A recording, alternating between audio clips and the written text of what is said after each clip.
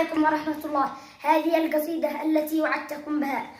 في قرن 20 سجل يا قلم لكل الأحرار يقرأوا كتابية، صفر العداد إلى آخر رقم، للعرب برسل رسالة نارية، 60 دولة كلها حسرة وهم للظلم والتجويع والهيدانية، 60 جيش كلهم لأجل القدم يحموا المراقص والشعوب اللاهية، 60 حاكم ما وجدنا محترم ينهي عن المنكر ويصلح نادية. أقسم بمن حلل الخلق القسم، أقسم برب الصافنات العادية، أمتي صارت ذليلة في الأمم، خانعوا على ركبها جاثية. من يشتري منا المواجع والألم، من يشتري منا نقيض العافية، من يشتري منا ولا يخشى بكم بحذاء طفل ممزق في الضاحية.